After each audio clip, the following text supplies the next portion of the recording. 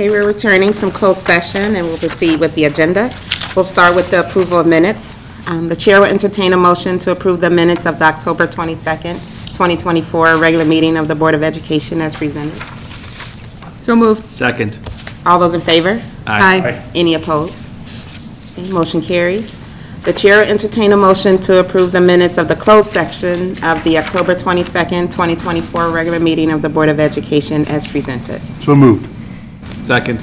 All those in favor? Aye. Any opposed? Okay. Motion carries. We don't have public comment at this time, so we'll proceed with the consent agenda. The chair will entertain a motion to approve the consent agenda as presented. 1, personnel recommendations. Parker Bauer, night custodian at Westmont High School. Angel Ortiz Sanchez, Westmont High School wrestling coach volunteer. Alexander Laskowski, Westmont High School JV baseball volunteer coach, and resignations. 2, approval of the November 2024 expenditure report. 3, ratification of the October 2024 regular payroll. So moved. Second. Roll call. Ms. Radonio? Yes. Ms. Rabia? Yes. Mr. Marin? Yes. Ms. Steckity? Yes. Ms. Hoover? Yes. Motion carries. We have a slight change with our agenda with our discussion items, but we'll start with elementary, moving to semesters, and then we'll proceed in order again after that. I have Ms. Lindsay Pradozak. Hi, everyone. Congratulations, by the way, Thank for you. your achievements. Oh, the yes. elementary school this past year. Couldn't have done it without everyone. Thank All you right. for your hard work. Thank you for your hard work, and I wish that I would have brought some gifts, but it looks like you all got some board appreciation, much deserved, much deserved. So I'm here, what came out of part of our calendar committee discussion, which actually comes up every single year, and then it never actually makes it to a conversation with the board, and so we want to make sure that we actually move forward with it, especially because we are fully invested. K through 5, and actually the junior high fully implements more of the use of Otis as our platform for the grade book, but really moving towards implementing the live structure that Otis has and moving away from the dated system, which we currently have, which is progress reporting that happens at a quarterly level. And so what happens currently is we have the ability to have our parents go in, starting from the beginning of the year, into Otis to be able to look at their standards of their students, and it tells a story throughout the course of the year. And it's with our essential standards that are for math and ELA, K through 5. And when we transfer that over to our progress reports, there is oftentimes a delay in that communication. And so it becomes confusing to parents because we've moved on. We actually have new information that has come out by the time those grades are actually posted for parents to see. And even we've now moved our conferences to sooner in the year to actually have that communication and talk with our parents and guardians about student progress. And so we want all of that information to match, and we want to continue to inform not just our parents but our students in the learning platform, because they have access to their own student learning. We make them a part of that process, and we want to make everything make sense in that. And so in order to do that well, moving to that semester model allows for all of those things to work better in tandem. The other piece is that first quarter comes up so quickly for elementary teachers specifically, and when we moved to standards-based grading quite a long time ago, standards-based grading really talks about we are measuring student progress towards the end of the grade standard.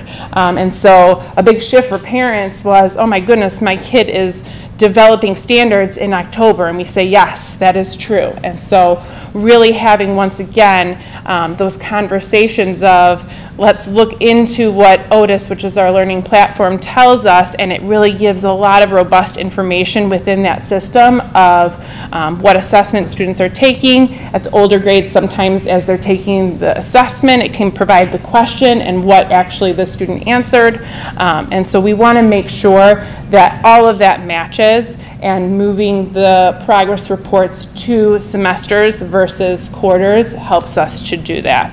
And so the memo that we've put forward kind of lays out some of those bullet points in the conversations we've had over the past couple of years.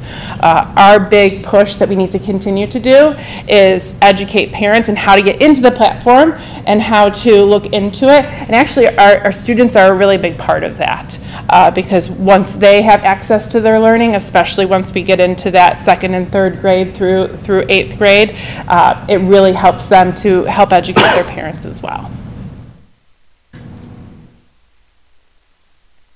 I think that's one of my big questions, is the parents being informed along the way, especially at that halfway point, and not, you know, it sounds like, oh, well, it doesn't really sound like that, but being afraid of it sounding like you're not, the parent's not hearing how their child is doing until that semester point, but that's not the case. Right. Actually, it's setting up so that they're hearing along the way, and that parent-teacher conference, making that more useful. Yes. So one of the biggest things is making sure that parents have access day one. And I mean, once they have access, starting in kindergarten, that access never goes away. Mm-hmm. So that's the great part. Once they've added a student or added students, that will continue on. And no matter what platform, like the platform can change. We use Otis, we've used it for several years, but whatever platform we decide to continue with, that is the structure we want to be able to be in that live view, because evidence of learning and the story we tell is at any point in time, and it should continue to change and grow and not be stagnant, which a progress report really does do, and we've moved so much far beyond that.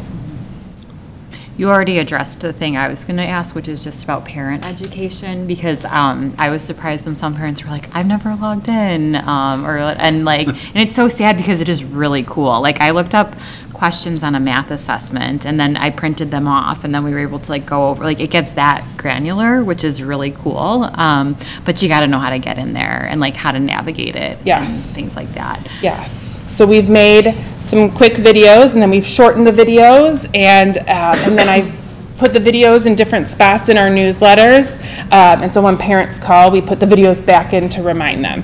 And it's one by one, as a question comes up is when we actually reach out to parents, and that's what, once again, I love about the community, is that we're able to troubleshoot, just as we did today, to help parents get in. So Nadine Norris helps with it, Sam over at the elementary, we are able to, along with teachers, help troubleshoot right in that moment.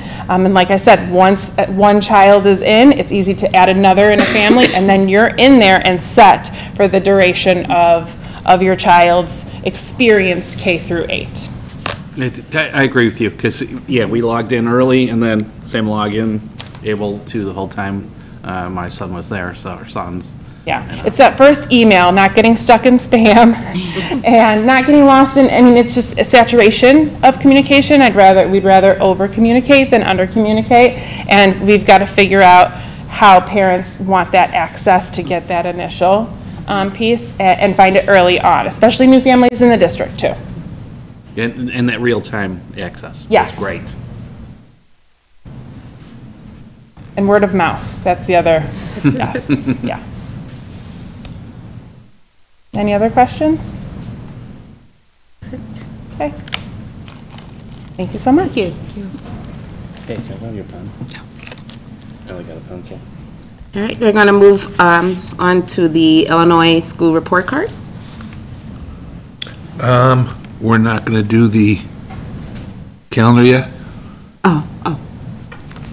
We can move to the calendar before you leave. Okay, the Illinois school report card, we got a thorough examination of that last board meeting, but the idea is that it's all online. It's great to see. We encourage people to be a part of it, and 3 of our 4 schools are exemplary, 2 of them for the first time in 7 years.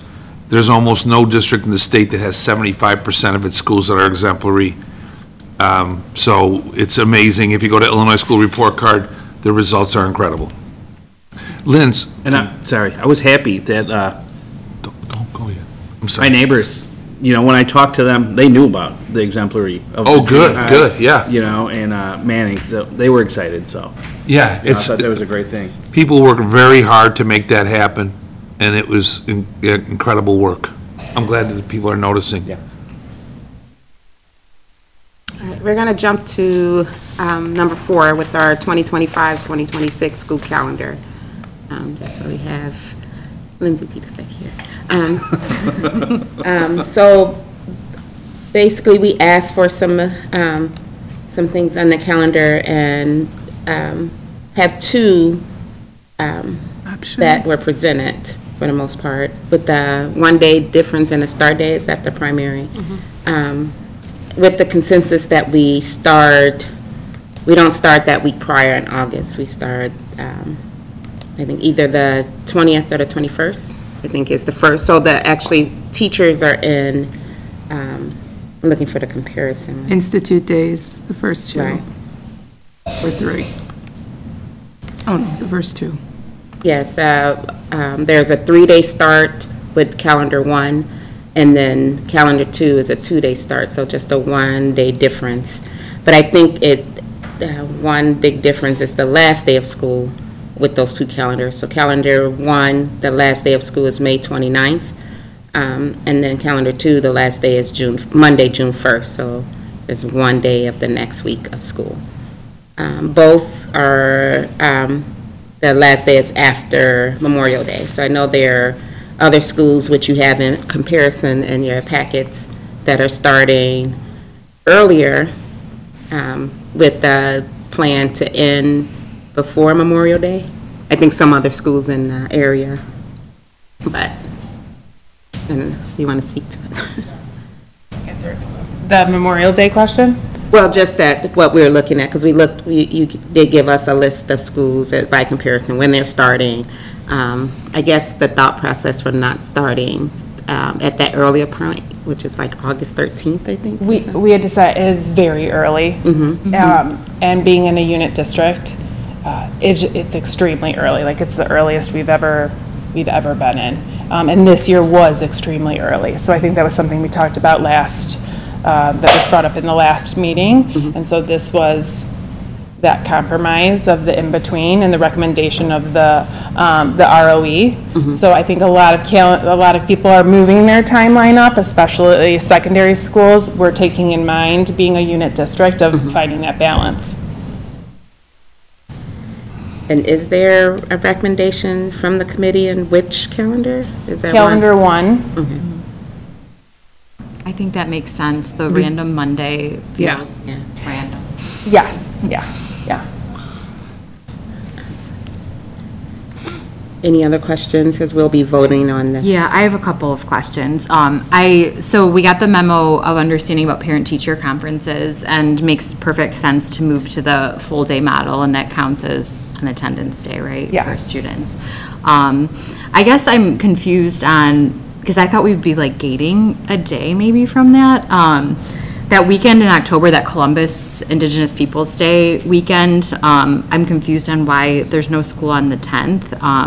And just from a parent perspective, seeing kids out of school for 3.5 days that weekend is tricky for a variety of reasons for, I think, a lot of people in the community. So this is for both calendars? Both calendars, Okay. yeah. Yes. I'm looking at the 8th through the 13th of October.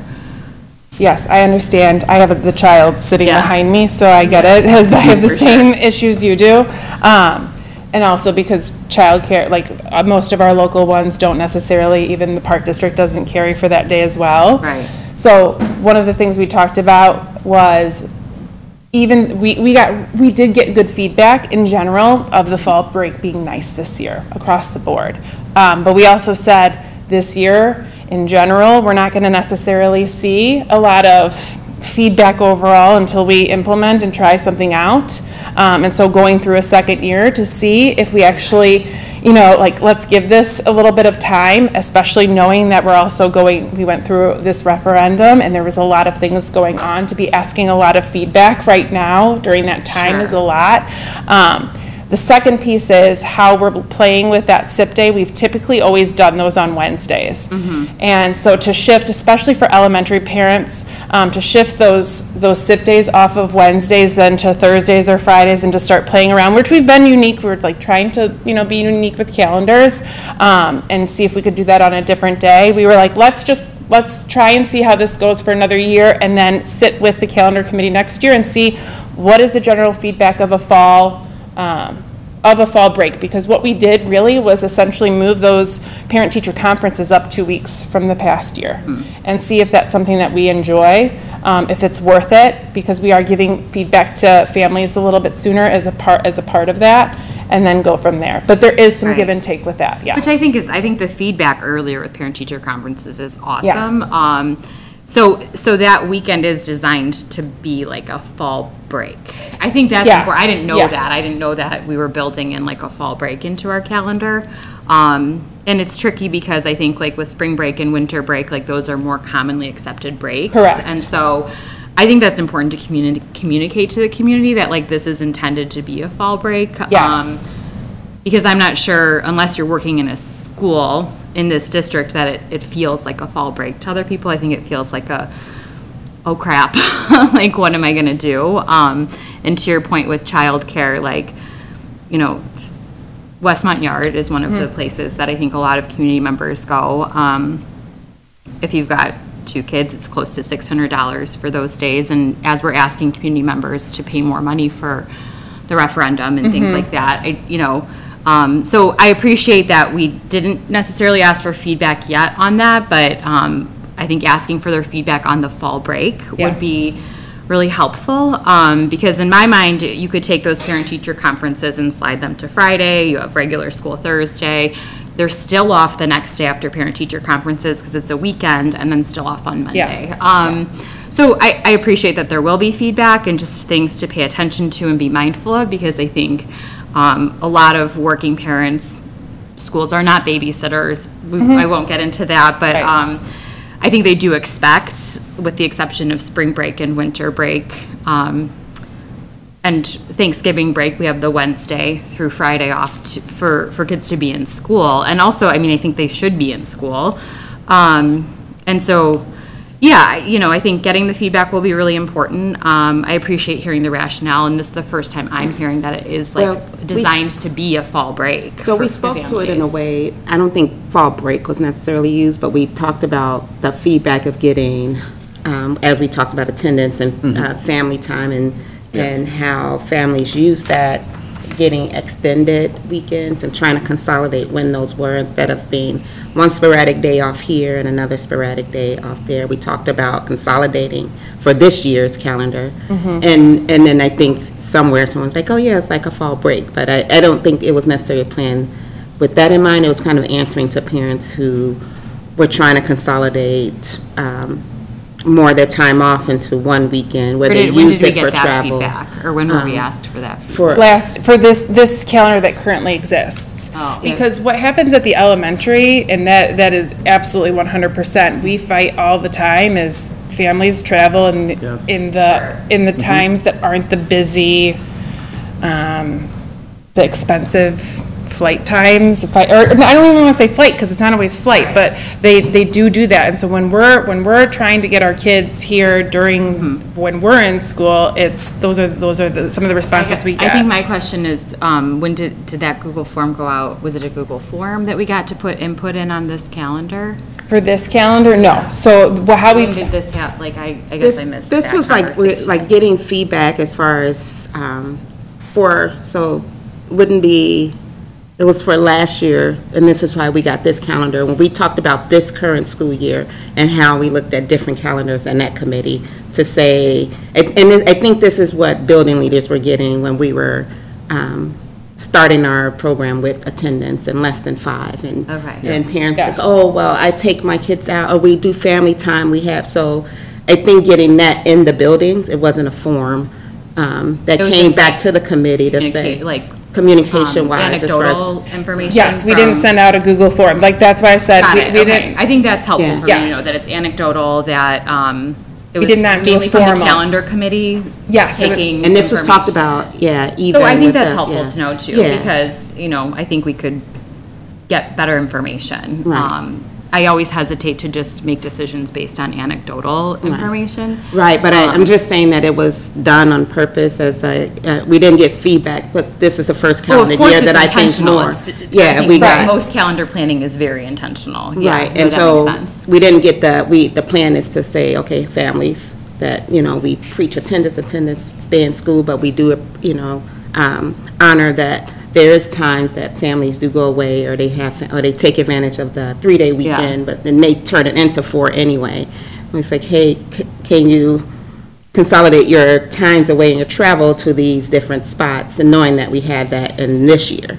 Not knowing how, we don't know feedback yet, but, so we did talk about it in this way. That's why we had it this year. Sure, that makes So- sense. And I'm curious, like, how many families are traveling versus how many are scrambling for childcare? Like, I think that knowing the community in Westmont, I think we have to be aware of that. And I appreciate that we've had a partnership, like a growing partnership with the Park District, and they don't offer full day right now, but they are more affordable than a place like Westmont Yard, which is private versus public. So, like, could we partner with them to help out families on those full days off? To where they might still have to pay, but maybe it's a little bit less. I just don't want to assume that people have family members or nannies or, whatever. I think we got it.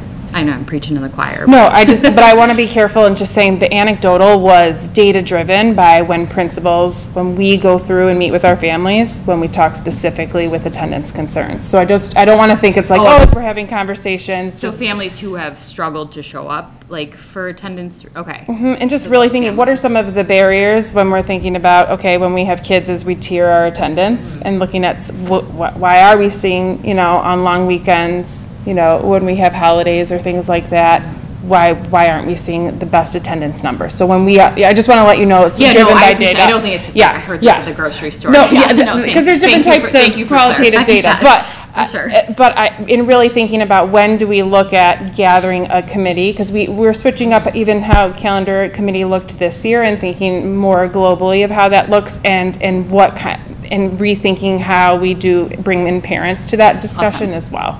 That's awesome. Yeah, and I also just want to echo again that it's not like so like by chance, because we did talk about this last year as one that we talked about childcare last year about that, but I think I just appreciated that it wasn't, the committee did a good job in trying to center those days off and those half days to like groups, because I didn't like that. Personally, like there's one half day off here and then this one day off here for those people that look seeking childcare, that is a little bit more consolidated. So I do remember the conversation, and it's something we don't, it may come back as like, yeah, this isn't the best for our community, but yes, it's something that, even the board has discussed a little bit too. Oh, for sure. We've definitely talked about it. I think that larger input from more stakeholders is important, because, there's going to be one person over here who likes it consolidated, and one person who would like to spread it over a few sure. paychecks. Yes, agree, very much so. So, thank you for the extra information. That's really helpful. Any other else? questions? All right. Thank you. So, thank you. So we have those two calendars that we, I guess as a final, I know we can take a straw poll, because the way that it's stated in our action steps is we generally, I'll name the year that we're all leaning towards, and then we can vote yes or no for that. So is there general consensus for Go calendar with one with the first one. recommended calendar? I believe on a calendar one? Friday, last day on a Friday. Is it general consensus that we'll vote for The one the that way that ends it on reads is Friday. calendar one? Okay. I agree. All right. Going back to the state of the referendum, it's one of our discussion items, just to say where it stands. So we've had a posting that went out on Wednesday, but kind of discussing that here. And there's a support. The latest vote tally has the noes 7 votes ahead of the yeses. There are still votes to be counted. The official tally won't be done until at least the 19th, so there's no firm decision yet. We're still waiting more results.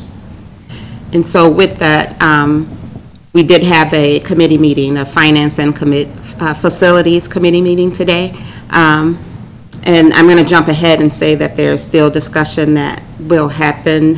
We have another Finance and Facilities Committee meeting planned. We don't have the location yet, but we're planning for December 3rd, 2024. That's a Tuesday, I believe, also, because we have to move forward with what our district is going to do. And that's a huge decision as far as our facilities. It's still an issue, still a problem. We still need solutions. One topic in that committee meeting was to, if it stands, it ends up standing in a way that the noes lead, and the answer was no to this November referendum, this board has to decide if it's going to go to referendum again in April. And I can say that the general consensus so far is that yes, that's highly considered. It's not voted on yet.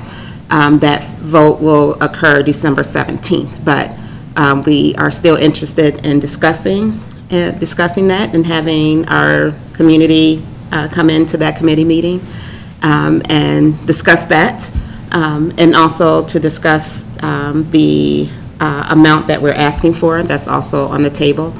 And another topic on in that meeting would be also to hear our, how do I say it, the 5-year projections of what the district needs to do to maintain our facilities along with maintaining a balanced budget. And so that does mean discussing the state of our finances and what is projected, what are the projected needs, what are the projected cuts that has to happen.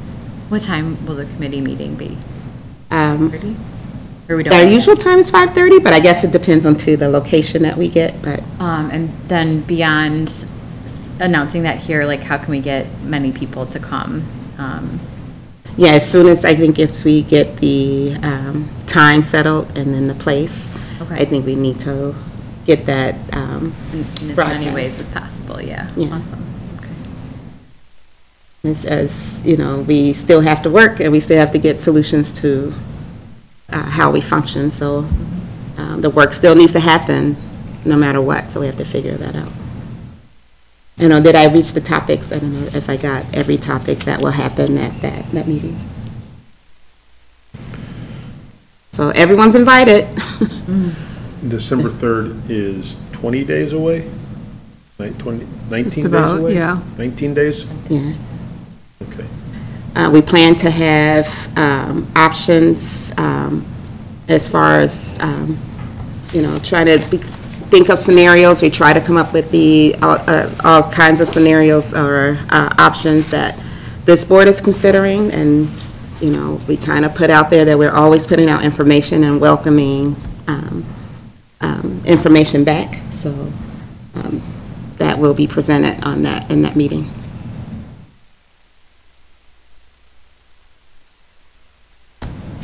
Three weeks from tonight. 3 weeks. And that meeting is 2 weeks before a decision will be voted on by the board. It's plenty of time, but not much time at all. So next we have the tentative 2024 tax levy.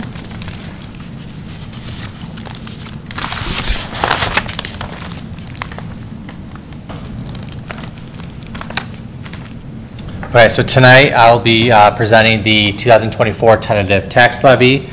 The tax levy would need to be approved at the December 17th meeting, but tonight would be the approval of the tentative levy to publicly post the hearing for the December 17th. So again, this is just the timeline. Tonight is the approval for the tentative levy. December 5th is the scheduled public posting for the levy hearing, which will be held on the 17th. And then the last date to file with the ROE is December 31st. So a couple key definitions before I go into the presentation. The levy is what the district asks for dollars. The extension is what the district actually receives from the county. So you ask in the fall time, and then what you do is you receive in the springtime. And the collection is what we actually collect from taxpayers. EAV is the equalized assessed valuation of your home. It is 1/3 of your value of your house. New property growth is any new improvement or additions made in the district boundaries, in the taxing district boundaries. That could be outside of downtown, because downtown is a TIF, but on Ogden Avenue, or if you're down your house, all of those building permits and the dollars go to the county, and that's the new property growth. And CPI is the Consumer Price Index, which is inflation. So looking at this graph, I want to break down three different graph models. So the first one is blue. So blue is the CPI of inflation. So as you can see, dating back to 2018, we had 2.1% of CPI and inflation, and then the last 2 years of 2022 and 23 levy, we had above 5%. The green is what we actually received. So in prior years, dating back to 2018 through 2021, it has been slightly above CPI because the district is in a cap district of 5% plus any new property growth. Back in 2022 in the last levy, we had, it was below inflation because again, we are capped at 5% plus any new property growth. And in the red is what the district asked for. So you always have to project and ask for more than what you receive. So then if it does come in at that projection, you don't lose dollars going forward.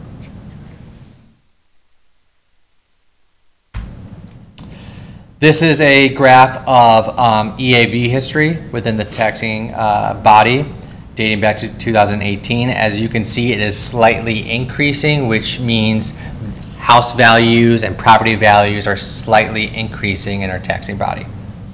The yellow indicates what we are projecting for the 2024 levy, which is in line of what we asked for last year. And again, it's always better to overestimate and come way under or way above what is actually going to be received.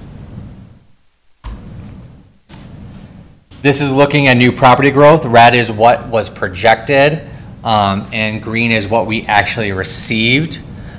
2023 was a unique year because the district only saw $800,000 of new property growth, which is significantly less than historical, which is around $2.53 million.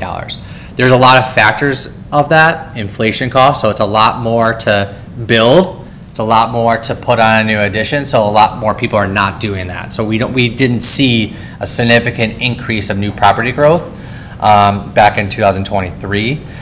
We are projecting for 2024 is $6 million. Again, that is way overestimating, but you have to overestimate during the levy process.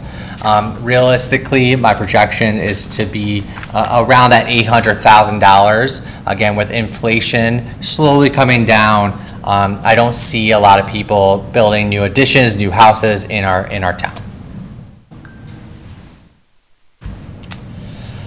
So this is looking at 2022, 2023 levy, and then what we are looking at for 24. So it compares what we asked and what we actually received. So dating back to 2022 levy, we asked and levied $28.4 million. What we actually received was $27.4 million. 2023 levy, we asked for $28.4 million. What we received is $28.8 million. This year we are levying $32.1 million. Again, that is to overestimate and project that we capture as much dollars as we can and not leave anything on the table. Is that unusual for 2023 to receive more on the extension than the levy? Am I looking at that right? Yeah. What? Is it unusual to receive more on the extension than the levy, like 20? It's because of the growth of the 5%. Okay. The district, it's never been above 5% since the 90s. CPI, yeah. Correct. Yeah, okay.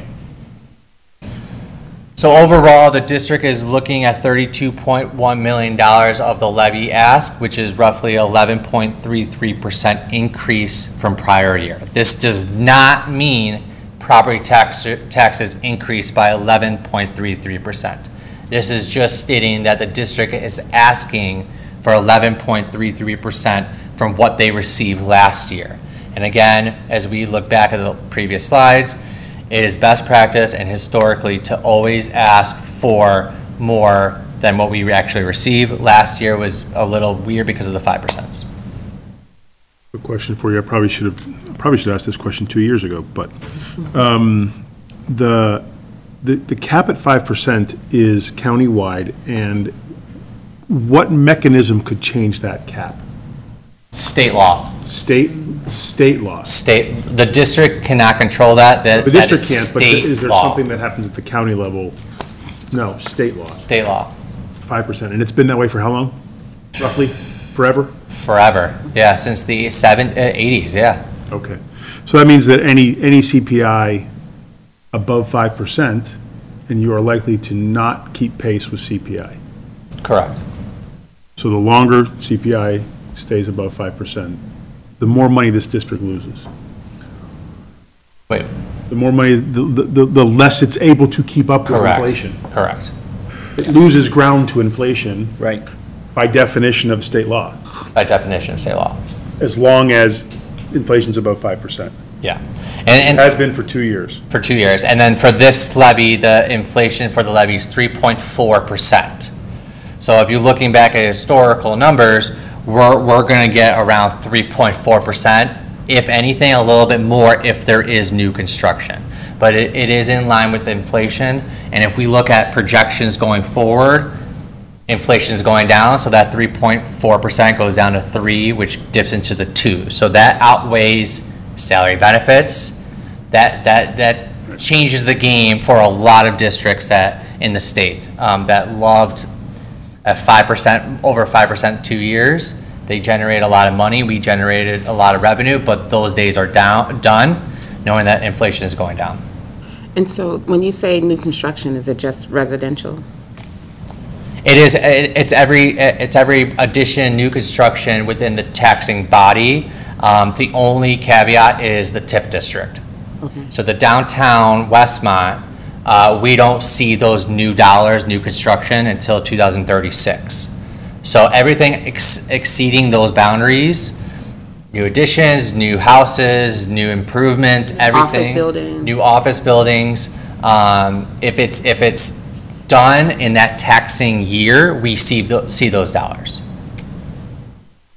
Wait, did I hear you saying that inflation helped us make revenue? Can you explain that a little bit? So the inflation at 5%, and knowing that, salaries was a little under 5%, which is 70% of our budget, and we cut expenditures, we outgained revenue and expenditures for 2 years. So we were lucky that we had over 5% of revenue and lower than 5% of expenditures.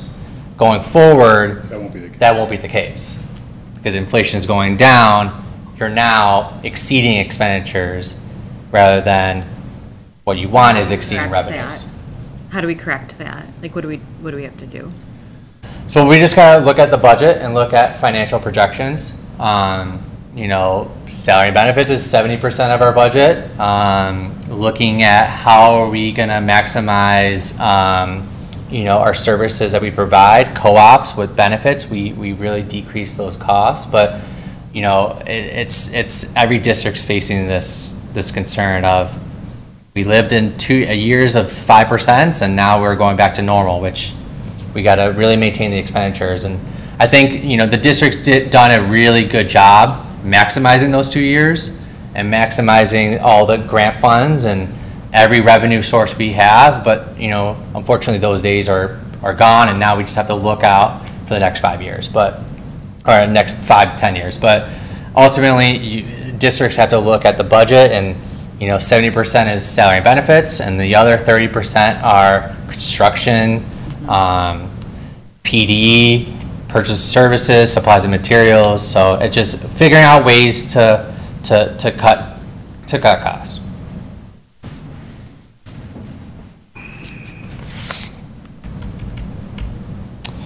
So again, this does not mean the district is requesting a 11.33% on property taxes. Again, we are capped at 5%.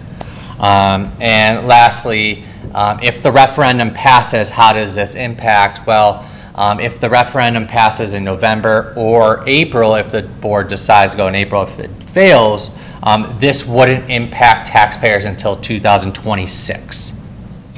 Because it's always a rear behind. So this levy, and when the taxes are billed out come 2025, the referendum won't be on the tax bills. It will show in 2026.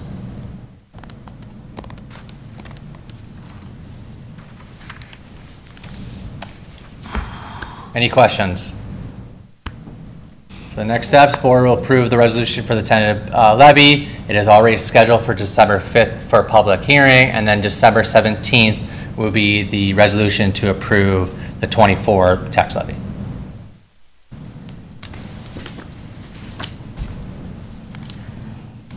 All right, if there Thank you. no other questions for Anthony, we'll stick with them and with presentations of the monthly financial statements for October 2024. Yes, so looking at the month of October, the district received roughly $1 million in revenue and spent roughly $3.3 million in expenditures. That is in line of historical figures. But just diving into the revenue, year to date, the district has received roughly 45.26% of its total revenue.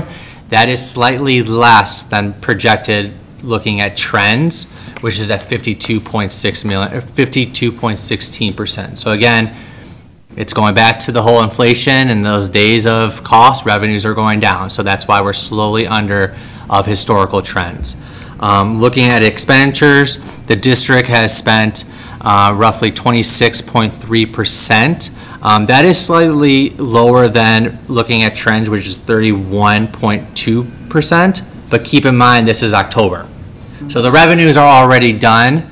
Taxes come in through September. So the revenue sources are done, and now it's expenditures. So I'm pretty confident that that will exceed what is projected on the expenditure side.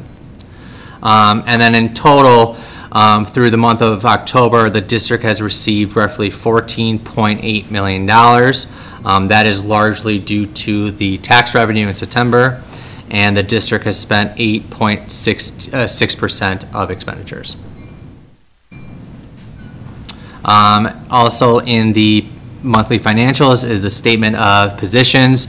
Last 2 years, the district really configured their our investment program and our investment strategies. So we really did maximize the great interest rates that the government had the last 2 years. So our long-term investments are strong with high yields, which is good because base points are going down, yields are going down. So we locked in at 4.5%. So those are really good and strong for interest, but you know, we're going to continue trying to maximize every dollar we have.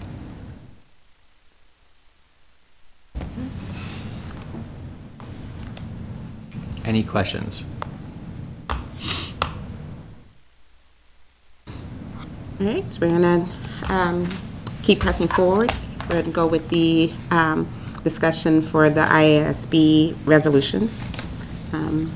So we had it on our, as a discussion last meeting, but I don't know if there are any other points, or especially as we guide Carlos. Yeah. Has anyone had a chance to read through them at all? I mean, it's pretty dense, but A lot. there's a lot. You know, there's nothing out that I consider like odd or outstanding on there. No. And looking at it, I can't, in terms of the recommendations that the committee makes of approve, deny, or not present, none of them seem outrageous to me either. So I don't have anything to do, I mean, to me, I don't plan on doing anything other Outside of their recommendations. outside of their recommendations. Yeah, I would agree with you. I did read through them. You're right, they're dense. But I agree with their recommendations and their, not to recommend, not to approve, so I agree with you. If there's any other feedback, let me know, and you can, Are you our person this year? yes, Oh, great. yes, I am. And that takes place on Saturday. 10:30 a.m. on Saturday. No, I didn't have any objections. I think I asked I some think that sounds questions like a last great month, at last meeting, but they were cleared up, so. All right.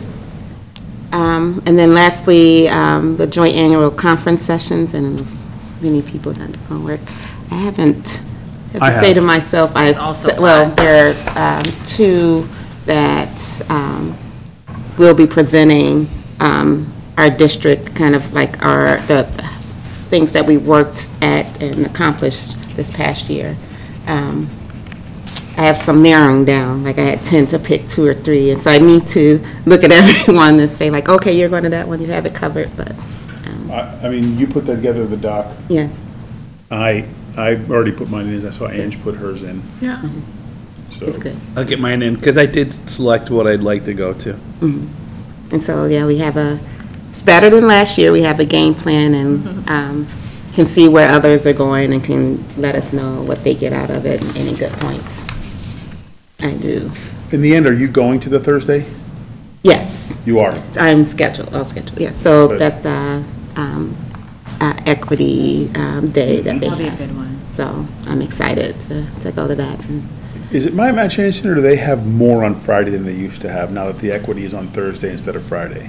I think so, because More of the long. Yeah, more of the longer ones, I noticed. I know I didn't go last year, but I feel like there's less shorter ones, yes. more of the longer ones that you can sign up for on Friday. Friday, and they keep moving the goalpost on me. I keep wanting to, like, because Friday is my day. Right. Saturday, I go to the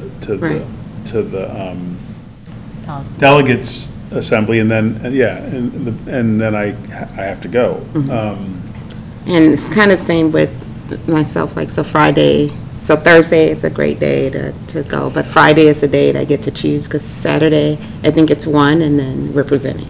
Yeah, and there's one that was there last year, but I thought it was on Saturday, and it turns out that it's on Friday, and it's one of those day-long things that you have to sign up for, which is getting the student voice at the board. And that's the one, that's like the one this year that I Really want. want. They have, I mean, there are some school boards around here that they have like regular student representatives at their meetings, which I think is Yeah, well, I would just say if we could talk to, like, we should talk more about that. Yeah. I think it'd be good, not just student, just younger, Yeah. but also student representation, so. So we have more to contribute on that, I but think I put this on the doc, but that teacher of the year that you'll hear on Thursday, like, you might cry, like, that's all I'm gonna say with some of the stories, so just be prepared for that. It was like very. yeah, I moving. forgot her name. I've heard some other feedback from that this is a great speaker for that Thursday. Yeah, and there's other speakers too, I can't remember her name either, but, she's captivating. That's what I thought. But any chance that's, anyone know their keynote speakers, or do they have that out? They Oh, yeah, it's do on when you look at the general, but it's not anything, not as bold as it Okay. was in the past. Yeah, Because Fridays, they moved it to the afternoon. yeah, so that's, okay. But Friday, the general session was always Friday afternoon. It was always how they ended Friday. They ended Friday? No, because I've been to a keynote on a Friday morning. I did too, yeah. You sure about that? Maybe the general session was there, but yeah, there was a keynote on Friday before. Usually got things going. So, But I mean, there's people associated, but it's nothing as bold as it's been in the past. but I think it'll be great, it'll help, your chart will help us organize too, like our key, key points that we bring back to the community to let them know, and we have it organized, we can already see what each person is able to go to. So, Am I allowed to go to a previous agenda item because a question popped into my head? from the discussion, Yes. I think so. Okay, just because I'm trying to be better about asking questions about money, because it's all a lot of numbers, and, like, I'm like, Anthony knows what he's talking about, but, like, I guess in a short, like, I got a little nervous about some of the way things were presented. Like, will we still end this year with a balanced budget, do you think? We're a balanced budget. Okay, that's all I need to hear, thank you. I mean, the board approved a balanced budget. I mean, that budgets are projections, but. Yeah. As long as the government doesn't withhold money, right? That will go, like, going up and, okay. Yeah, I mean, I think just long-term, the district and the board needs to consider, The you know, longer term thing. revenues are down and expenditures are increasing across the state. Yeah, okay.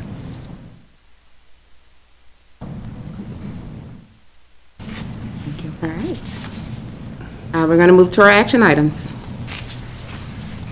First, regarding our levy, the chair will entertain a motion to approve the tentative 2024 tax levy as presented.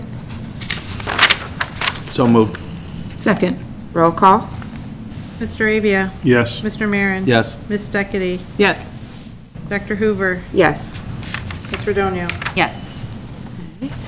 That motion carries. Number 2, the chair will entertain a motion to authorize and direct the treasurer to pay bills received in November 2024 for the 2025 fiscal year. So moved. Second. Roll call. Mr. Marin? Yes. Ms. Steckity? Yes. Dr. Hoover? Yes. Ms. Redonio? Yes. Mr. Avia? Yes. Motion carries. All right, number 3, the chair will entertain a motion to approve calendar number 1 for the 2025-2026 school year.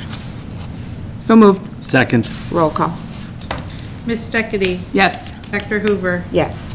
Ms. Redonio? Yes. Mr. Avia? Yes. Mr. Marin? Yes. All right, we'll move to our superintendent's report.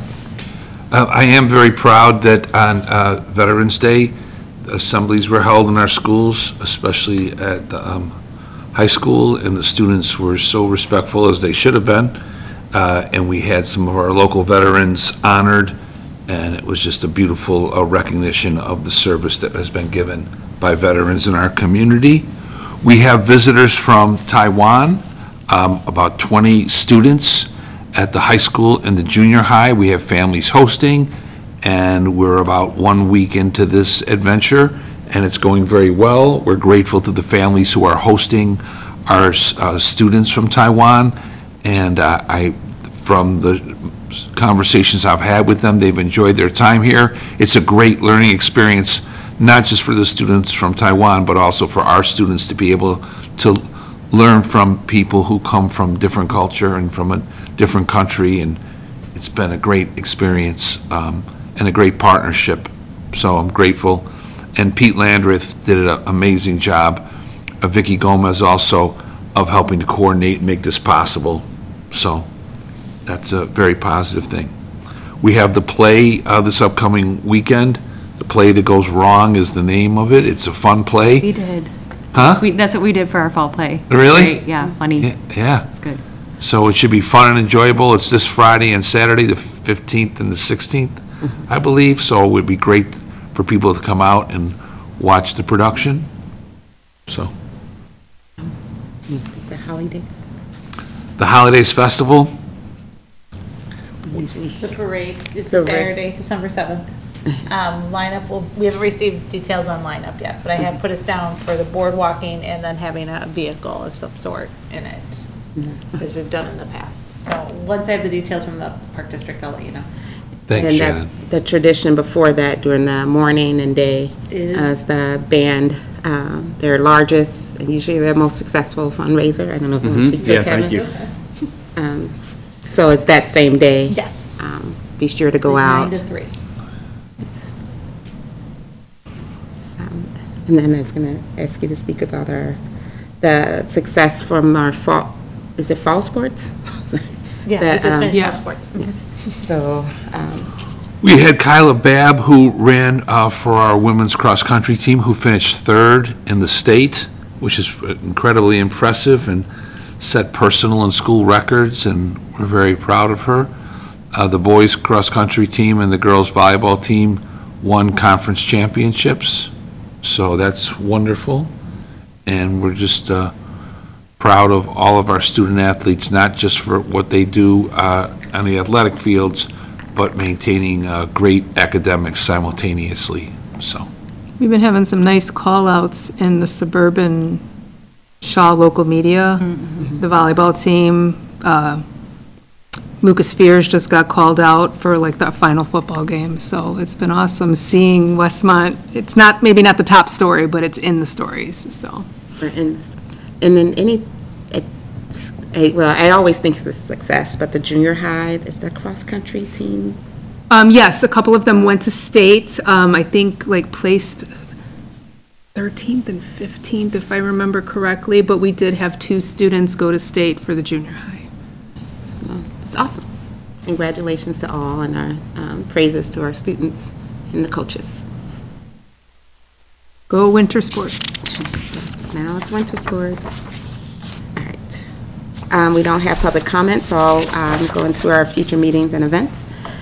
Westmont Junior High Reading Night is November 14th at 6 p.m. Again, the fall play, the play that went wrong, November 15th and 16th at 7 p.m. at Westmont High School. We have Thanksgiving break. There's no school November 27th to the 29th. The Westmont High School Band Craft Show, December 7th, 9 a.m. to 3 p.m. Going backwards a little bit, just a reminder of our Finance and Facilities Committee meeting time and place to be announced will be December 3rd. The Westmont Junior High Band and Choir Winter Concert is December 10th at 7 p.m. Westmont High School Auditorium. The Westmont High School Band, oh no, that's the same thing? No, the high school. Oh, yeah, the Junior high school first band day, and high choir school winter second day. concert is the next day, December 11th, 7 p.m. At the Westmont High School Auditorium. And then Manning Band and choir winter concert is December 12th at 6 p.m. The Manning Winter Formal is December 13th, 4 p.m. at Manning. Did they do that last year, I think? Yes. Oh We my did. gosh, it was the best. What day did you say it was, the 14th? 13th, 13th. Friday, the 13th. and that's at Manning School. I don't want to hear about it. The PR committee meeting will be December 17th at 5:30 p.m. at Westmont Village Hall. And then our next CUSD 201 regular board meeting will be December 17th at 6:30 p.m. And to be announced that there's, oh no, the PR committee is right before that, so here at Westmont Village Hall. So the finance committee, So that's going to facilities finance together. facilities. Do you Yes. think in the future, like, well, I mean, we're gonna have to keep talking about facilities, obviously, but like, I don't know, I feel like the finance thing is making me nervous, the 5-year stuff, like digging into that a little bit more in committee. I don't know, I just wanna find a way to separate the two maybe sometimes so that it's not just facility stuff. Because I think part of the finance, separate from facilities, is a lot of that other stuff you talked about. Yeah, the plan was to have the combination of finance and facilities up until the referendum. Oh, got it, okay. And then starting December 3rd, or, well, it really depends on the referendum. Yeah. But I can definitely kind of, when we're talking a little bit more, if the referendum fails, I mean, Sure. we really need to dive into the financials, so I can definitely schedule solo finance committee meetings. Yeah, because there are, you know, there's those, like the operating costs, to your point, is a lot of it, so. Yeah. Okay, all right, thanks. Right. Any other questions? I didn't actually say board reports, if anyone has anything else. All right, we're not going into close again, so the chair will entertain a motion to adjourn on November 12th, 2024, regular meeting of the Board of Education. So moved. Second. All those in favor? Aye. Any opposed? All right, meeting adjourned.